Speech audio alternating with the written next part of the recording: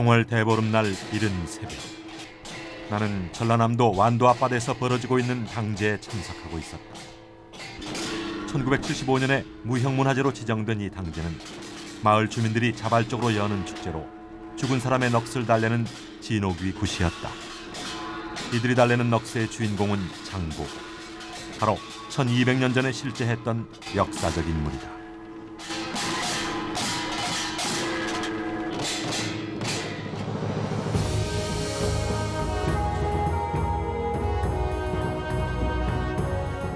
장보고, 완도가 낳은 역사적 인물 장보고. 지난 2년간 나는 장보고의 발자취를 쫓아서 전 세계 7개국 30만 킬로미터에 이르는 대장정을 떠났다.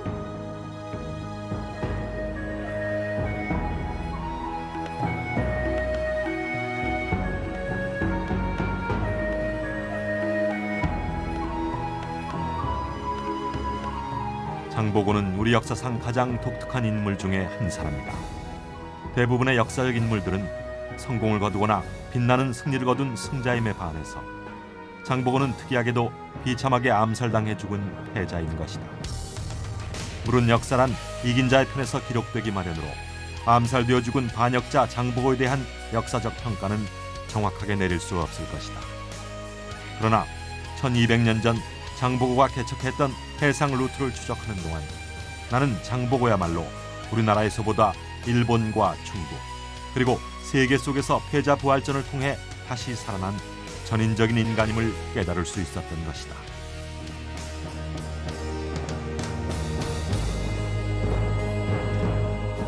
로마의 대웅변가 키케로는 바다를 지배하는 자가 제국을 지배할 것이다라고 말했다. 장보고는 키케로의 말처럼 무적의 신라 함대를 거느리고 남해를 다스렸으며 바다를 지배했던 우리나라 역사상 보기 드문 단 한 사람의 세계인이었다.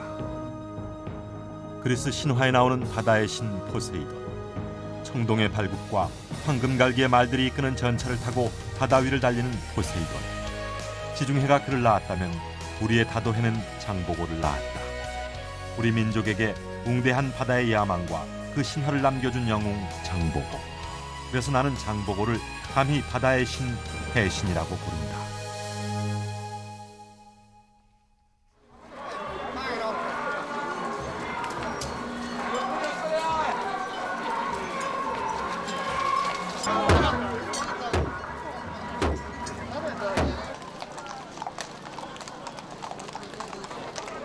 내가 타임머신을 타고 천년의 세월을 거슬러 장보고의 추적을 시작했던 그 출발은 전혀 엉뚱하게도 일본에서 휴가 여행을 즐기고 있을 무렵이었다. 2년 전 봄, 나는 일본의 산간 도시인 고후에서 열리는 다케다 신겐의 축제에 참석하고 있었다. 일본의 축제는 맛질이라고 불리는 독특한 것으로 각 지방의 도시마다 맛질이를 통해 향토의 문화를 자랑하고 있는데, 그중에서 일본의 전설적인 무사였던 다케다 신겐의 맛질이는 가장 손꼽히는 유명한 축제인 것이다. 나는 그 전통적인 다케다 신겐의 축제를 보기 위해 일부러 일본으로 휴가 여행을 떠났으며, 그때까지만 해도 그 여행이 장보고를 추적하는 대장정의 출발점이 되리라고는 꿈에도 생각하지 못했다. 그렇다. 지금 생각하면 다케다 신겐이야말로 장보고의 비밀을 밝히는 열쇠였던 것이다. 온 도시는 축제의 열기에 휩싸여 있었다. 주민들은 전설적인 무사 다케다 신겐의 갑옷을 입고 한 번도 패한 적이 없는 기마 군단으로 무장하고 있었으며, 다케다 신겐의 24명의 무장들도 마을 주민들이 역할을 분담했다. 특이하게도 외국인은 물론 예쁜 처녀들도 갑옷을 입고 기마병으로 무장하고 있었다. やはり歴史でもとても有名ですし、山梨県民の方々もやはりとても誇りにされてて、ここまで祭りが受け継がれて、今日はとても命日ということで、とてもこういう祭りに参加できたことを私はとても誇りに感じています。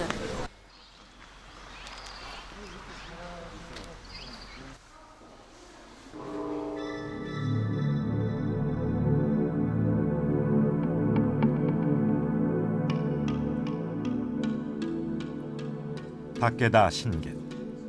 그는 16세기 전국시대 때의 무사로서 비록 통일을 하지 못하고 죽었지만 오늘날 일본 국민들은 그가 천하 통일을 했으면 얼마나 좋았을까 하고 생각하는 전설적인 인물이다. 특히 그가 입었던 붉은 갑옷은 그 어떤 창으로도 뚫지 못했다는 신화를 남기고 있는데 사람들은 다케다 신겐의 인격을 이렇게 표현하고 있다. 오다 노부나가는 새가 울지 않으면 죽였고 도요토미 히데요시는 새가 울지 않으면 울도록 했고 도쿠가와 이에야스는 새가 울지 않으면 울 때까지 기다렸다. 그러나 다케다 신겐은 새가 울건 울지 않건 새를 있는 그대로 사랑했던 매력적인 인물이었다. 白状は目前と考えてよろしかろうと存じます。その笛聞こえるか聞こえぬかこの耳で確かめたい。今宵野田城内にわしの座を用意せい。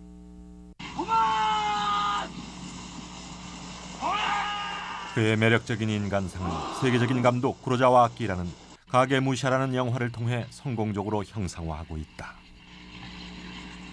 これから伊勢長島の一向一揆を片付けに参る。 다케다 신겐은 천하 통일을 앞두고 갑자기 죽게 된다.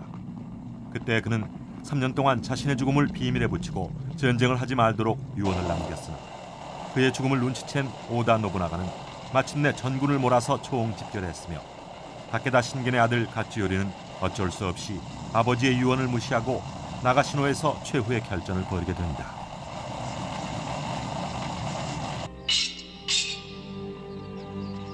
신속함은 바람과 같이 하고 더딘 움직임은 숲과 같이 하고 공격할 때는 불과 같이 하고 움직이지 않을 때는 산과 같이 하라는 손자병법의 유명한 문장이 새겨진 풍림화산의 깃발. 다케다 신겐의 무적 기마군단은 이처럼 풍림화산의 깃발과 전통적인 붉은 갑옷을 입고 용감하게 출전하는 것이다. いかに強しといえども馬がなくては戦にはならん。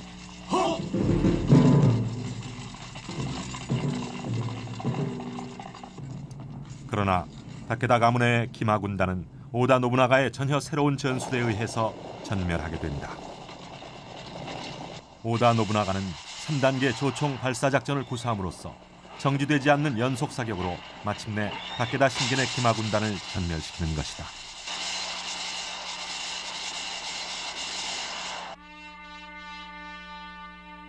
이로써 한 번도 패배를 하지 않았던 다케다 신겐의 기마군단은 비참한 패배를 맞게 되었으며 다케다 가문의 붉은 갑옷과 풍림화산의 깃발은 역사의 수면 아래로 영원히 가라앉게 되는 것이다.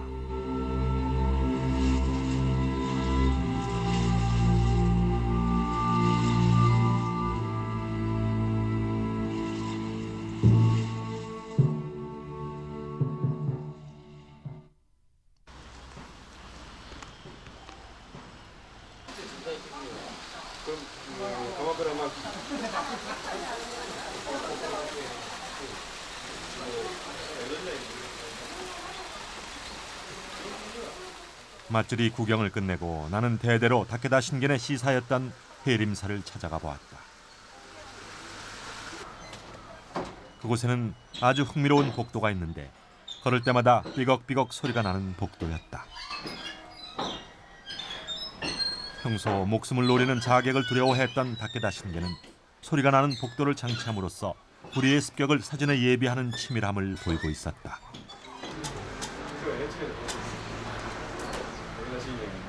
해림사의 뒷뜰에는 다케다 신겐의 묘가 있는데 아직도 그를 사랑하는 사람이 많은 것일까?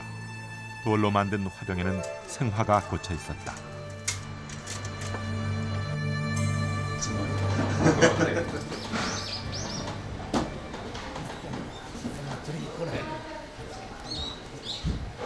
나는 이곳 해림사에서 일어난 일본 역사상 최대의 참극에 대해 주지 스님에게 들었다.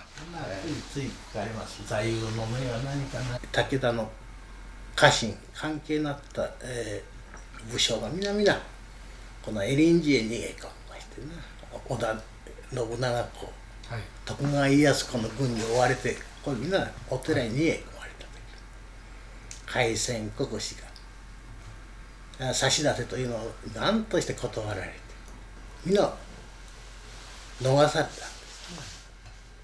あとまあご存知のように織田信長はこうああいう方ですから、前山の僧侶114人をと、山門の上へ追い上げられて、その下から、火をつけられる、みんなその114人の僧侶がね、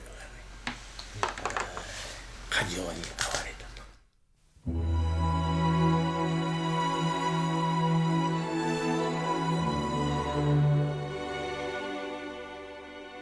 후지산은 해발 3,776m의 산으로 일본 최고의 명산이다.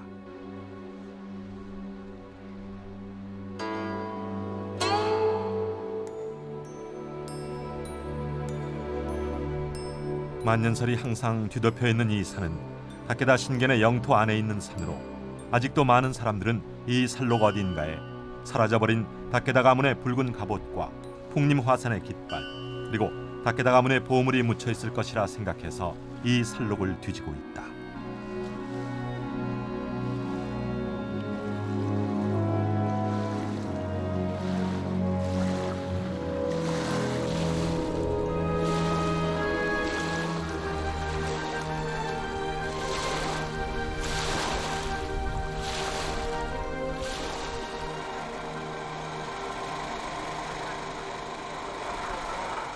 다케다 신겐의 본거지였던 고후.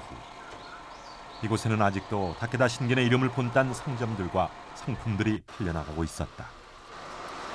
그런 의미에서 다케다 신겐은 지금도 현지인들에게 정신적 영주로서 살아있다고 말할 수 있을 것이다.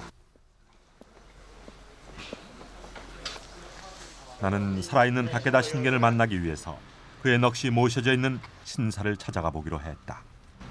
신사의 곳곳에는 아직도 다케다 신겐의 문장인 마른 목골 문양이 새겨져 있었다. この旗の海が何ですか？これですね、はい、いわゆる日の丸ですけども、武田家に代々伝わる旗ですね、いわゆる武田家の家宝といたしまして、日本最古の日章旗とも言われてますんで、盾なしの鎧と、日の丸の旗、これを御旗盾なしというんですけども、これが親鸞三郎義満公からずっと伝わってきている海源氏の家宝の一つ、まあ、本物は円山の雲宝寺というお寺にありますけど、はい、ございますがね。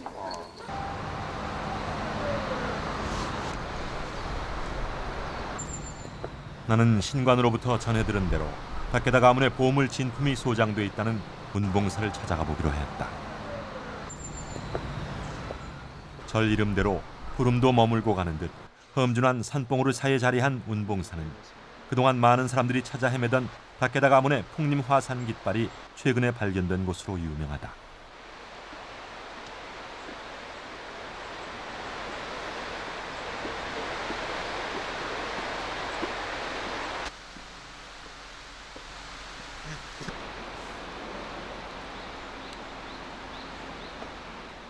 그러나 다케다 신겐의 축제를 보기 위해서 휴가 여행 중이었던 나는 운봉사에서 전혀 새로운 충격을 받게 되는 것이다. 그렇다. 운봉사는 내게 있어 장보고 추적에 불을 당긴 도화선이라고 말할 수 있는 것이다. 운봉사는 패배한 다케다 일족이 자신들의 가보를 적군에게 빼앗기지 않고 숨겨두기에 적합할 만큼 깊은 산속에 숨어 있었으며 마침 피어난 벚꽃들이 고차를 수놓고 있었다. 운봉사의 보물관엔 다케다 가문의 전통적인 문양 진품이 소중하게 보관돼 있었다. 그것보다 내 눈길을 강하게 사로잡은 것은 풍림 화산의 깃발이었다. 천하무적의 기마군단을 상징하던 풍림 화산의 깃발. 그와 더불어 다케다 가문의 가보였던 붉은 갑옷은 도대체 어디로 사라져버린 것일까? 무거운 발길을 돌리던 나는 우연히 보물관 벽에서 전혀 뜻밖의 사실을 발견하게 됐다. 다케다 가문의 계보를 보던 나는 그곳에서 다케다가의 시조인 사람의 이름을 발견한 것이었다.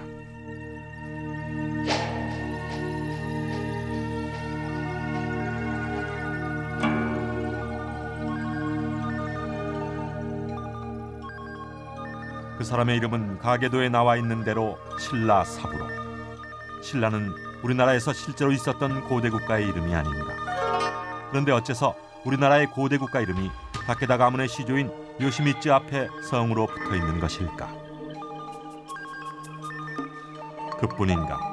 다케다 가문의 시조인 신라 사부로는 일본 최초의 일장기를 천황으로부터 하사받은 일본 역사의 전설적인 무사이기도 한 것이다.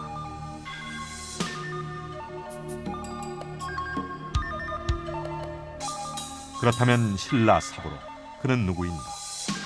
내 역사의 추적은 이렇게 다케다 신겐에서 신라 사부로로 방향을 바꿔 새로운 국면을 맞게 됐다.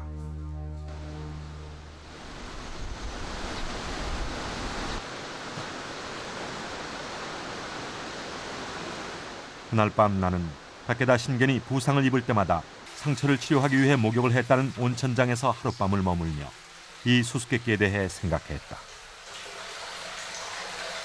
그러나 수수께끼는 전혀 생각지 않았던 엉뚱한 곳에서 풀리게 된다.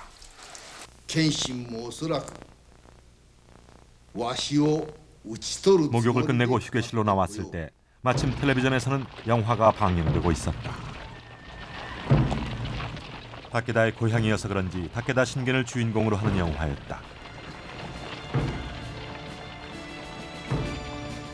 그런데 다케다 군사들이 출정하기에 앞서 그들의 시조인 신라 사부로의 붉은 갑옷 앞에서 승리를 기원하는 제식을 올리고 있는 장면이 나오고 있는 것이 아닌가. 나는 또다시 이렇게 우연히 신라 사부로와 두 번째로 마주치게 된 것이다. 三旗は八幡太郎義家の軍旗、立無は家祖親羅三郎義満の鎧である。いかなることもこのご神体の前で誓ったことは決してたがえないことが代々武田家の鉄則であった。すみません。신라 사부로의 관계するものがここでたくさんありますか？ありますよ。山梨のところで。そうですね。ここから1時間ぐらいのところに城跡もありますね。近くね。ええ。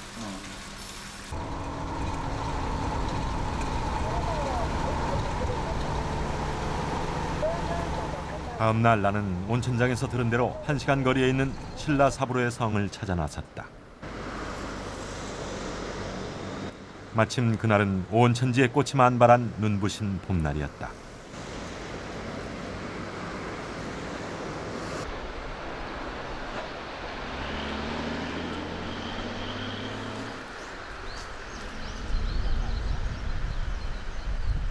신라 사부로의 옛 성터는 그러나 흔적도 없이 사라졌고 지금은 시민들의 공원으로 변해 있었다.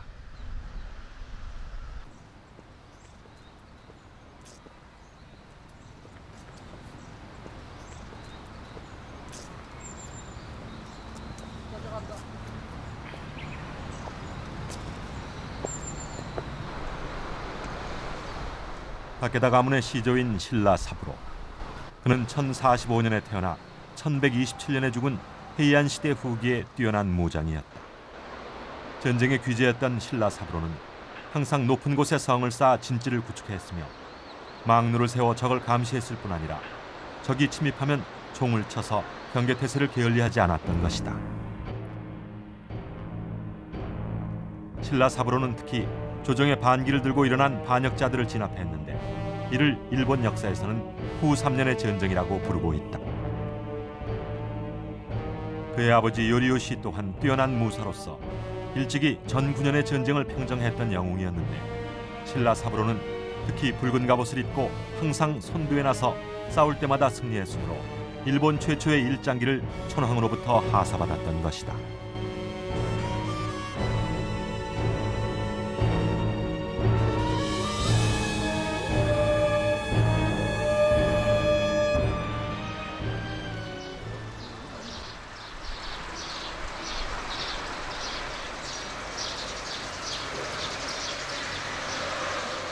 성터 바로 밑에는 다케다 가문의 시조인 신라 사부로를 모신 정각사란 절이 있었다.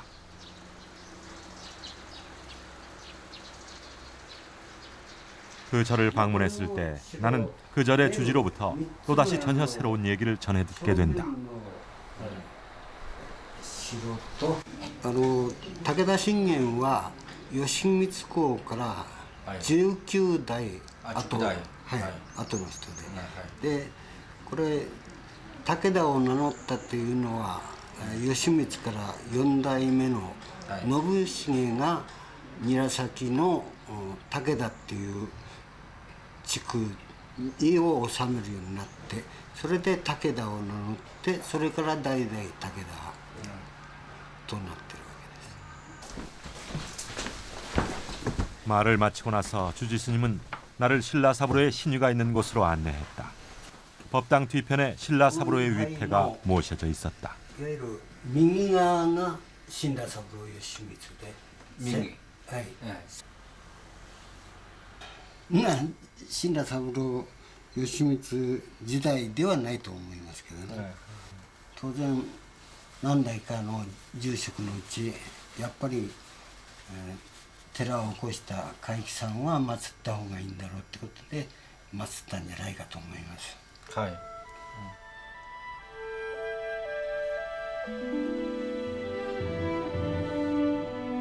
나는 신라 사부로의 위패가 모셔진 법당에도 다케다 가문의 문양이 새겨져 있는 것을 보았다.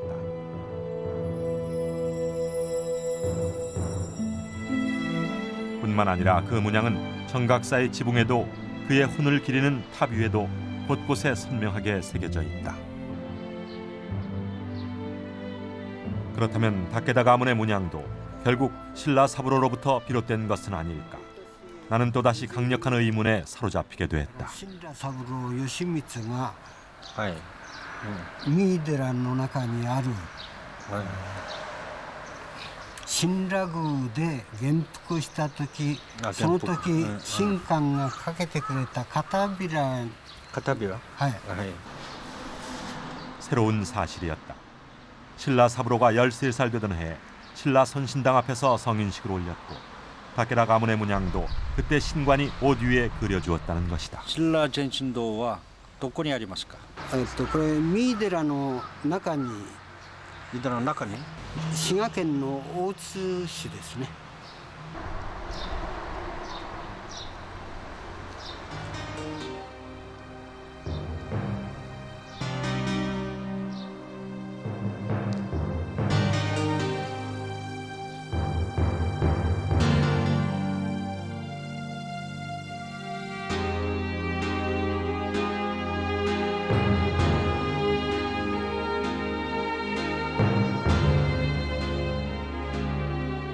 며칠 뒤 나는 신간생을 타고 주지스님이 가르쳐준 시가현 오츠시로 출발했다.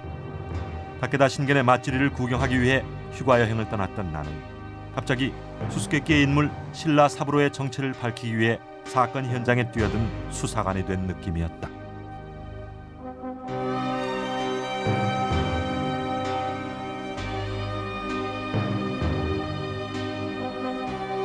비와 호수. 일본 내륙 지방에 있는 거대한 호수. 비와호는 뛰어난 풍광을 자랑하고 있는 일본 최고의 관광지이다. 나는 비와 호수가 있는 오츠시를 몇 번 방문한 적이 있었다. 역사 소설을 쓰기 위해 이곳으로 답사 여행을 떠나왔던 것이다. 왜냐하면 이곳 비와 호수 연안의 오츠 지방은 우리나라로부터 건너온 도레인들의 집단 거주지였기 때문이다.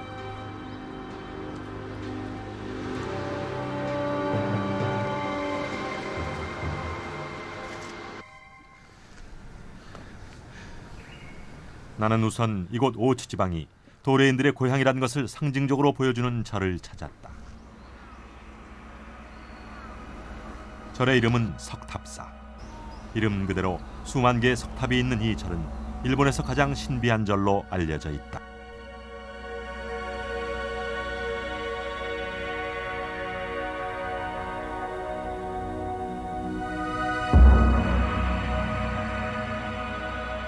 이 수만 개의 석탑들은 도대체 누가 쌓은 것일까? 백제가 멸망했을 때 바다를 건너온 도레인들은 이곳 오츠 지방에서 신백제를 건설하려 했던 것으로 알려져 있다.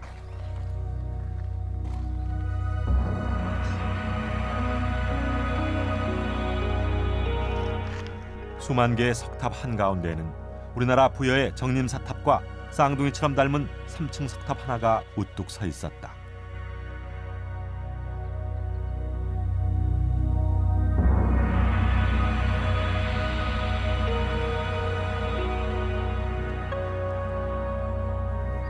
일본의 유명한 작가 시바리오타로는 이 3층 석탑을 가리켜 마치 갓쓴 조선의 선비를 보는 것 같다고 극찬했다.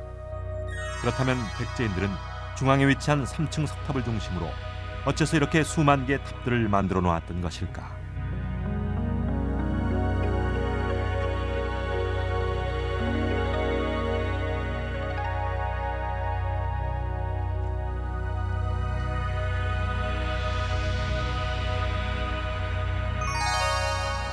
일찍이 백제가 멸망했을 때 도레인들은 이렇게 한탄했다고 일본 서기는 기록하고 있다.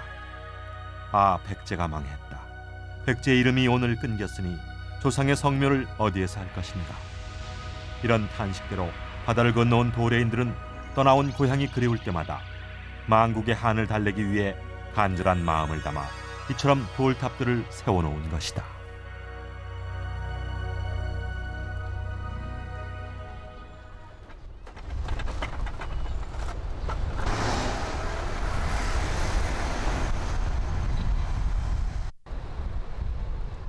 비와 호수가에는 도레인의 흔적을 말해주는 또 하나의 역사적 현장이 있다. 이름하여 세타교.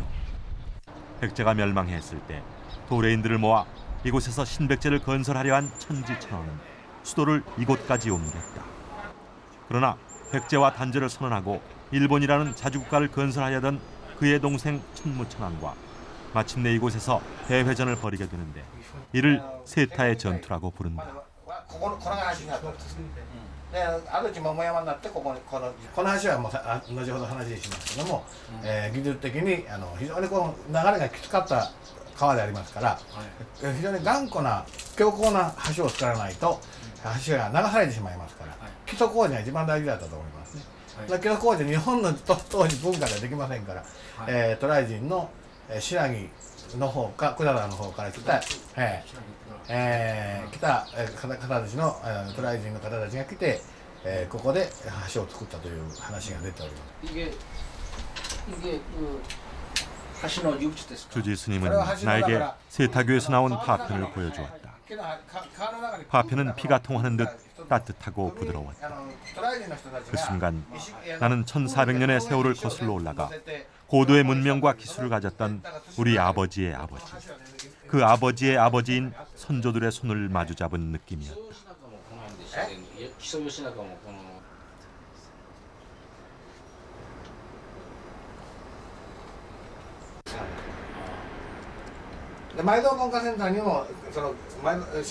주지 스님은 재미있는 일화를 덧붙임으로써 잠시 잊고 있었던 다케다 신겐을 내게 떠올리게 했다.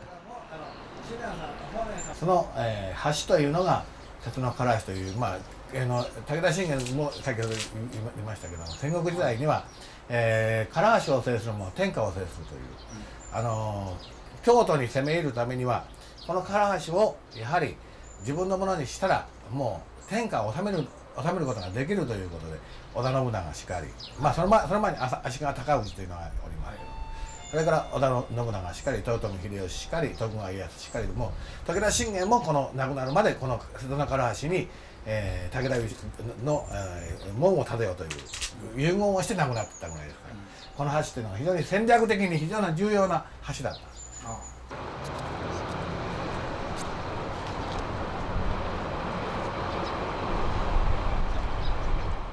이곳에서 신백제를 건설하려던 천지천왕의 야망은 결국 이루어지지 못했다.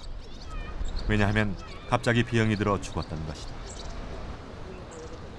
그의 아들은 25세의 청년 오토모 왕자. 그는 672년 7월 자신의 작은 아버지인 천무천왕과 바로 이곳 이 다리 위에서 천하쟁패의 전쟁을 벌여 비참한 패배를 맞게 된다. 이 패배로 인해 이 비와 호수는 붉은 피가 흘러넘쳤다고 전해지고 있는데 1000년 전에 이러한 역사적 비극을 아는지 모르는지 강물은 여전히 흘러가고 있을 뿐이었다.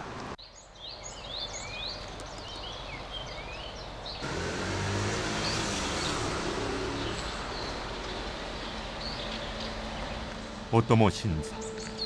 나는 내친 김에 일본 역사상 가장 비극적인 왕이었던 오토모의 넋을 기리는 신사를 찾아보기로 했다. 일본 서기는 이 왕자의 비극적인 최후에 대해서 이렇게 기록하고 있다. 오토모 왕자는 마침내 도주할 길이 없어져 야마사키에 숨어서 스스로 목을 메어 죽었다. 이때 좌우 대신이나 군사들은 다 흩어지고 한두 명의 신하만이 왕자를 따르고 있었다.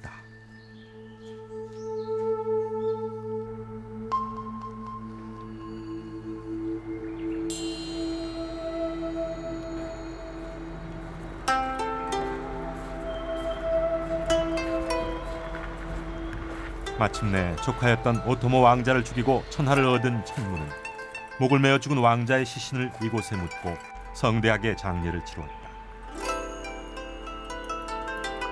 그러나 일본의 역사는 이 왕자의 비극을 철저히 숨겨왔다. 2차 대전 이후에나 오토모 왕자를 홍문천황으로 추수하고 있는 것을 보면 역사적으로 일본은 얼마나 자신들의 태생적 비밀을 숨기려 했는가를 극명하게 드러내고 있는 것이다.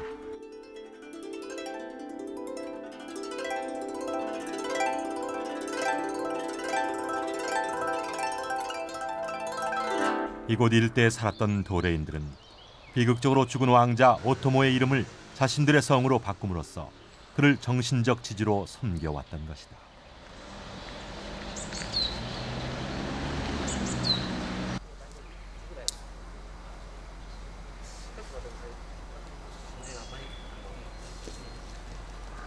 홍문천황의 무덤을 돌아본 후 나는 그곳에서 가까운 신라 선신당을 찾아가 보기로 했다.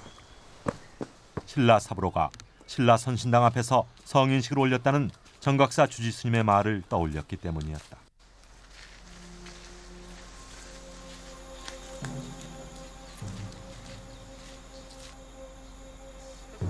과연 선신당 앞 안내문에는 신라 사부로가 이곳에서 성인식을 올리고 자신의 성을 신라로 바꾸었다는 사실을 분명히 기록하고 있었다.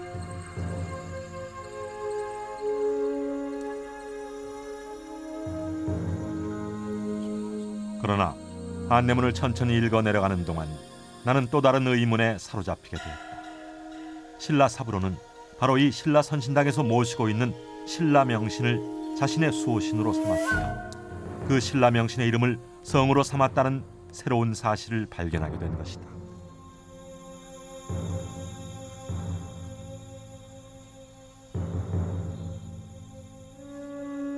신라 명신, 문자 그대로 신라의 이름을 가진 수호신. 그렇다면 이 신라 선신당의 주신인 신라 명신이야말로 전설적인 무사 신라 사부로를 탄생시킨 장본인이 아닐 것인가.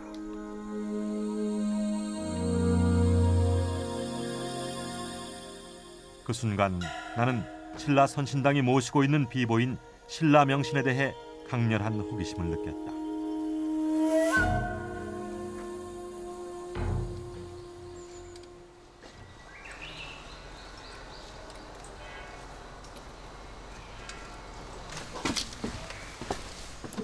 나는 안으로 통하는 비상통로인 쪽문을 열고 들어가 보았다. 이제 내 역사적 관심은 신라 사부로에서 신라 명신으로 바뀌어 있었다.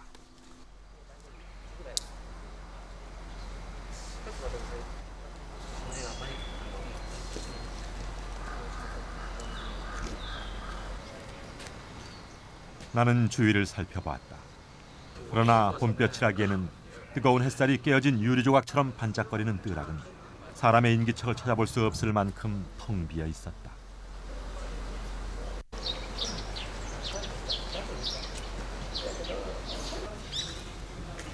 나는 계단으로 올라 선신당의 문을 열어보았다. 다행히 문은 조용히 열렸다. 그러나 신전의 내부는 몇 개의 촛대와 경문을 외우는 책과 간단한 제구 등 조촐한 물건만이 놓여 있을 뿐 내가 그토록 호기심을 느꼈던 신라 명신상의 모습은 찾아볼 수 없었다. 할 수 없이 나는 선신당 앞 뜰락으로 나왔다. 한때는 신라 사부로가 성인식을 올릴 만큼 웅장하고 번성했던 뜰락은 황폐하여 무너진 추춧돌과 죽은 나무의 뿌리만 남아있을 뿐이었다.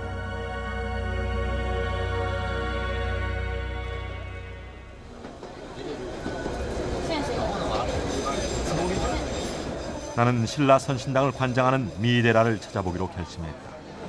어쩌면 그곳에서 신라 명신의 비밀을 밝혀낼 수도 있을지 모른다는 생각 때문이다.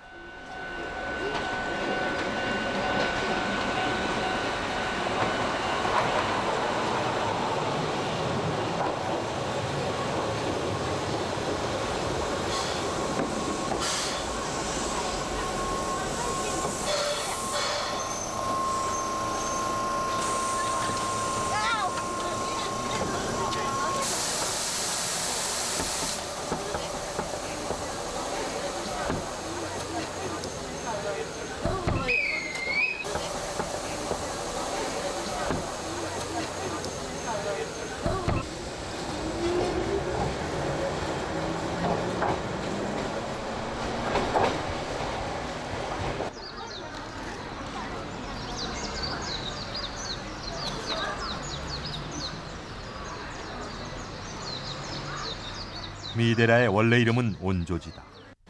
비극의 왕자 오토모의 이름을 따서 자신들의 성을 삼았던 도레인 집단 오토모시. 그들의 시사였던 온조지는 이곳 오추지방 최고의 명찰이다. 내가 찾아갔을 때 미이데라는 온통 벚꽃들의 천지였다. 벚꽃은 한창 피어났을 때보다 춘정을 차마 견뎌내지 못하고 떨어질 때가 더욱 아름답다던가. 짓궂은 봄바람에 한 무더기씩 꽃잎들이 상처기를 입고 흩날리고 있었다. 미이데라의 금당은 천하를 통일한 도요토미 히데요시가 창건한 건물 자체가 국보. 내가 찾아갔을 때는 전국에서 찾아온 수많은 참배객들이 두 손을 모아 합장을 하고 부처님께 소망을 빌고 있었다. すみません。그 신라 비오신は、今どこでありますか。神羅明神をお祭りしておりますのは、御城寺の行政区域っていいますか、ブロックの中で北院って言われる部分にあって、そこに神羅禅神堂っていうお堂があります、そこのご本尊としてお祭りされてます、ですから北からこの御城寺全体を守るという形をとってます、鎮守の神さんなんですね。神羅明神様はね、国宝に指定されてまして、我々のお寺にとっては非常に、重要な存像なんです、秘仏ということになっておりまして、我々お寺の僧侶でさえ直接日頃拝むことができません。今のところ次に公開する予定もありません。それほど厳重な秘仏となっております。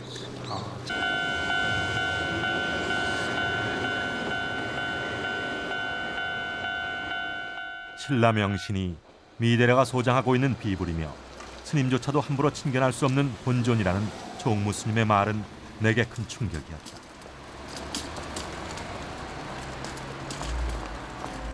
우연히 다케다 신견의 맞지리에 참석했다가 발견한 신라 사부로. 그 신라 사부로가 성인식을 올린 신라 선신당. 그 선신당이 수호신으로 모시고 있는 신라 명신을 나는 차례차례 떠올려 보았다. 그러나 나의 역사적 탐험은 더 이상 앞으로 나아가지 못하고 막다른 골목에 부딪히고 만 것이다.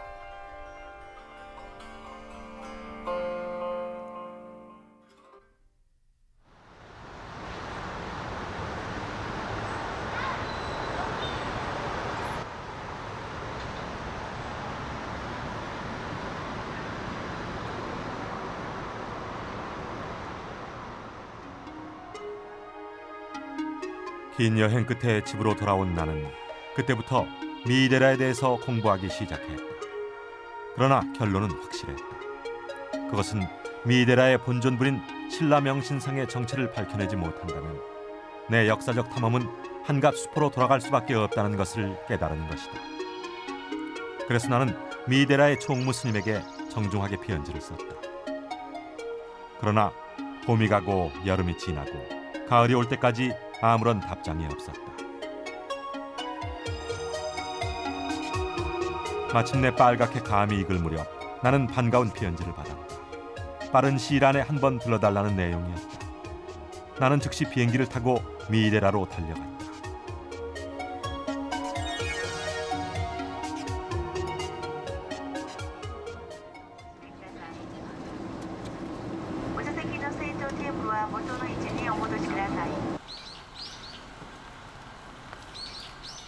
다시 찾아간 미이데라. 처음으로 찾아왔을 때는 벚꽃이 만발한 봄날이었지만 다시 찾아갔을 때는 한풍이 무르익어 만산이 홍엽으로 물든 만추의 계절이었다.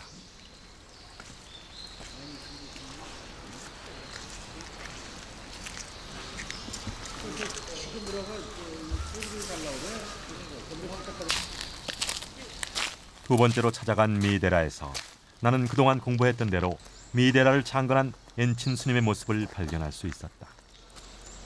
엔친, 일본 천태종의 5대조인 엔친은 당나라에서 구법 여행을 끝내고 돌아와 이곳 미이데라의 초대 주지로 취임함으로써 일본 불교의 최고 지도자가 되었다. 그런데 당나라에서 돌아오는 길에 엔치는 아주 특별한 종교적 체험을 하게 된다. 이 종교적 체험이야말로 신라 명신의 정체를 밝힐 수 있는 결정적인 단서가 되는 것이다. 千代大師延珍が日本に戻ってくる船の中でですね、ちょうど新羅の国のあたりを通った時に、神が船中に現れて、私は実は新羅の国の神なんだと、あなたの仏法をご自戦がために現れたんだというふうにおっしゃったわけですね。そして、千代大師延珍が日本に戻ってまいりまして、その中国で学んだ密教を広める、場所、道場を探しておりました時にやはりまた新羅の神が現れて、このミーの地を教えたというんですが、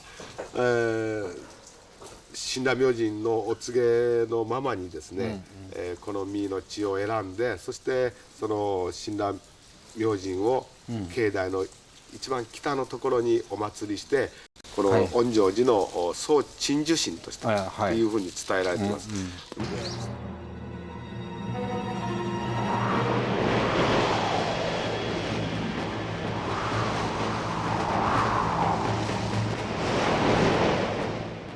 엔치는 858년 6월 당나라에서 발해국상인 이연효의 선편으로 귀국길에 오른다. 오는 도중 바다에서 폭풍을 만나 난파 직전에 이른 엔친 앞에 노옹 하나가 나타나서 말했다. 내 이름은 신라 명신이다. 나는 이제부터 그대의 불법을 보호해 줄 것이다. 그 대신 내가 점지해준 원성이라는 절을 짓고 그 절에 불경들을 안치하도록 하라는 말을 남긴 노옹은 흐련히 사라지고 그 순간 폭풍은 멈췄다.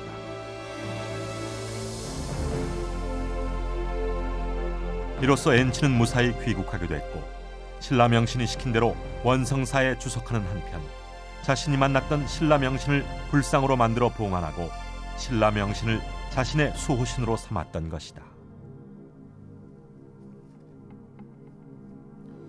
설명을 마친 총무 스님은 내게 고마운 의견을 내놓았다.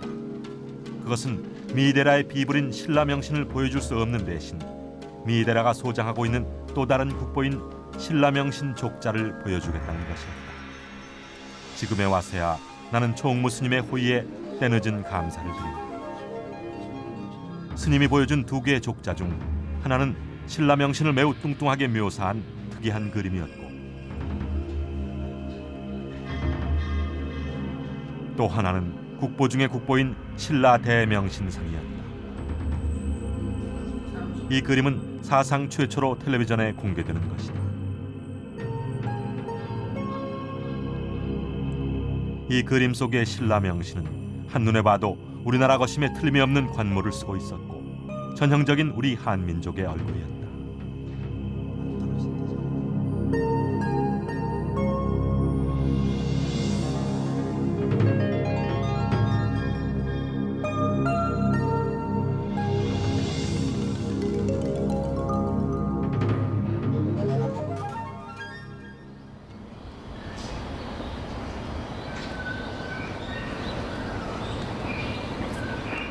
총무 스님은 내게 또 하나의 호의를 베풀었는데 그것은 신라 선신당을 관리하는 할머니를 소개해 준 것이었다.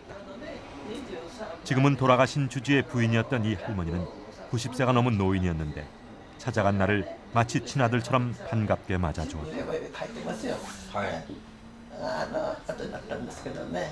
その千代大師が朝鮮に渡る時に朝鮮の沖合でナンパしてそれで海から立った龍神っていうのが龍神の姿が親鸞明神やって、それを助けていただいたって言ってで日本へ帰ってきてから自分の宗派を開く時に、ここにこの親鸞全身土地を建てるっていうのか親鸞全身上中だったかそれは知りませんけども、千代大師が自分の宗派のお寺を建てる、その時にですからその後をみんなこうしてしまって、そこにそういうのがあったという印に、あの中に入ったところに小さいお宮さんがありますね。小さい、このおやつらあれを形として作ったんですわ。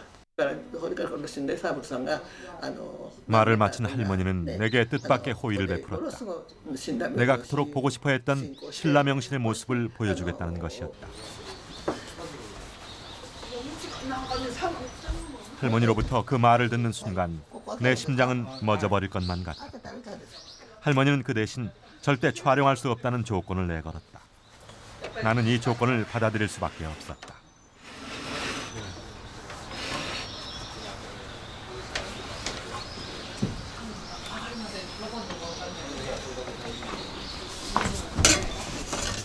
마침내 할머니는 선신당의 문을 열고 안으로 들어갔으며 신라 명신에게 용서를 빌듯 끝없이 중얼거리며 기도를 드렸다.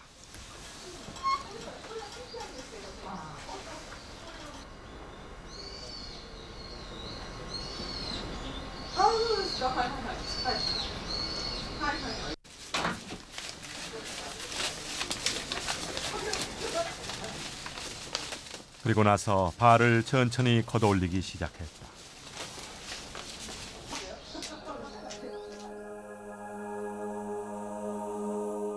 향불이 타오르고 있는 신당 앞에서 나는 할머니의 모습을 숨죽여 지켜보고 있었다. 신자는 자물쇠로 굳게 잠겨 있었다. 자물쇠의 빗장을 열자 신라 명신을 모시고 있는 가마의 모습이 한눈에 들어왔다. 그 순간 나는 온몸을 조이는 긴장으로 숨조차 쉴 수 없었다.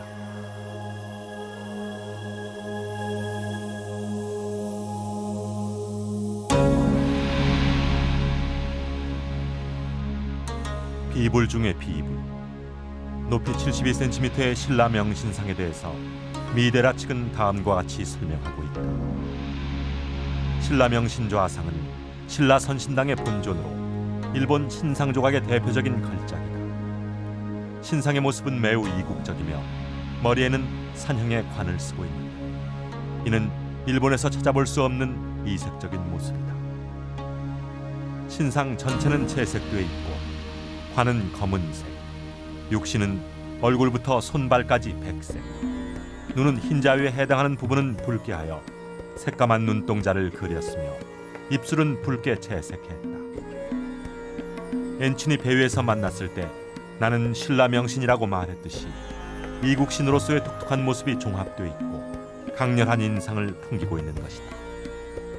미데라 측의 설명이 아니더라도 신라 명신의 그 날카로운 눈매는 내 가슴에 비수가 되어 내리꽂히고 있었고 나에게 다음과 같이 외치고 있었다. 나는 내가 그렇게 보고 싶어하던 신라의 명신이다.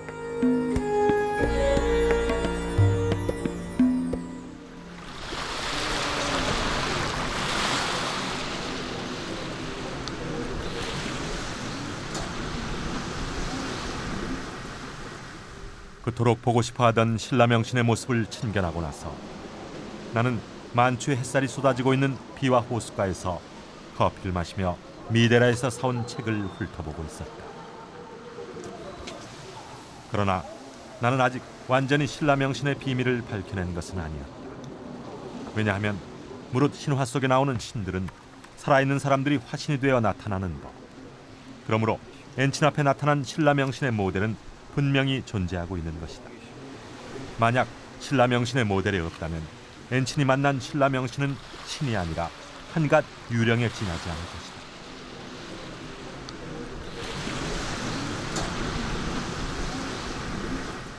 그 순간 내 눈을 강하게 잡아당기는 그 무엇이 있었다.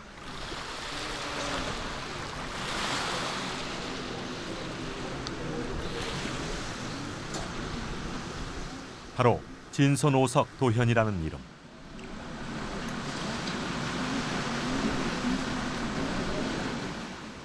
진선오석 도현은 839년부터 858년 사이에 역사 기록에 분명히 실존을 했던 인물이다. 그는 진서부, 즉 오늘날의 일본 후쿠오카에 살고 있던 스님으로 일본말 신라말에 함께 능통했던 신라스님이었다.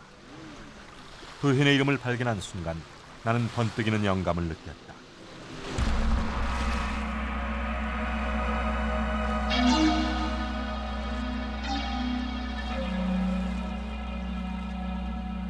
엔친이 858년 6월 당나라에서 돌아올 때 당시 당나라에 머물고 있던 신라승 도현은 헤어지는 엔친에게 송별시를 지어주었다. 송별시의 제목은 다음과 같다.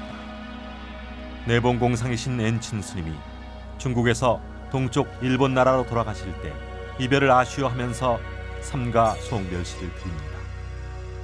나는 비와 호숫가에 서서 신라승 도현이 엔친을 위해 쓴 송별시의 내용을 천천히 떠올려 보았다.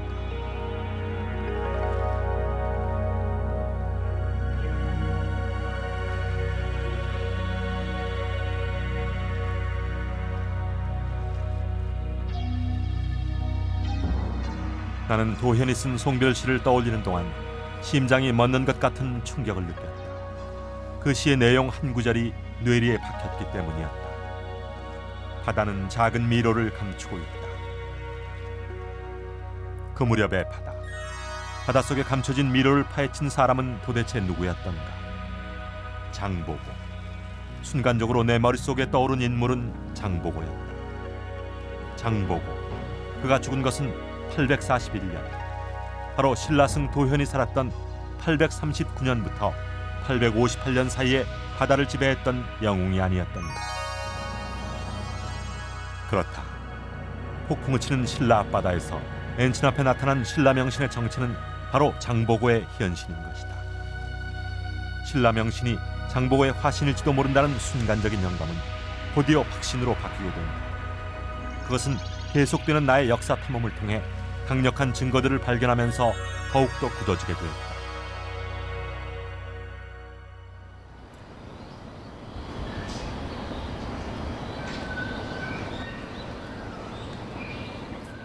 나의 역사 탐험은 이렇게 신라 명신에서 전혀 생각지도 않았던 장보고로 그 방향을 바꾸게 된 것이다. 나는 이제 미련 없이 그동안 나를 사로잡았던 매력적인 인물 신라 사부로와 작별을 고하기로 했다. 나는 신라 선신당 뒤쪽에 있는 신라 사부로의 무덤을 마지막으로 찾았다.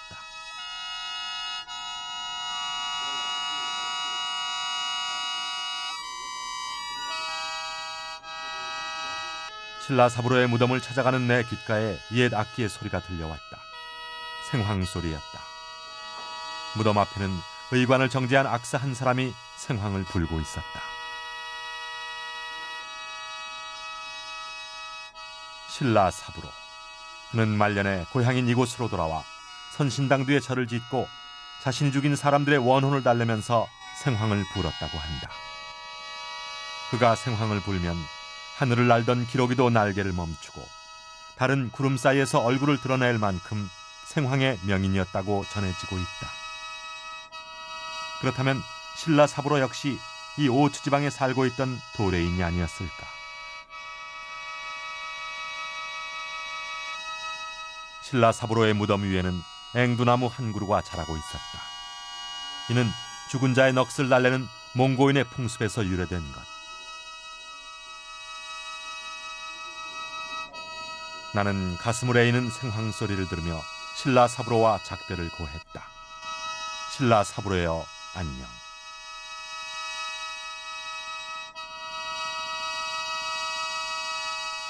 그러나 신라 사부로와의 이별은 또 다른 만남의 시작이었으니 예상 밖의 인물 신라 사부로를 미끼로 나를 역사의 시면 속으로 끌어들인 사람은 바로 장보고.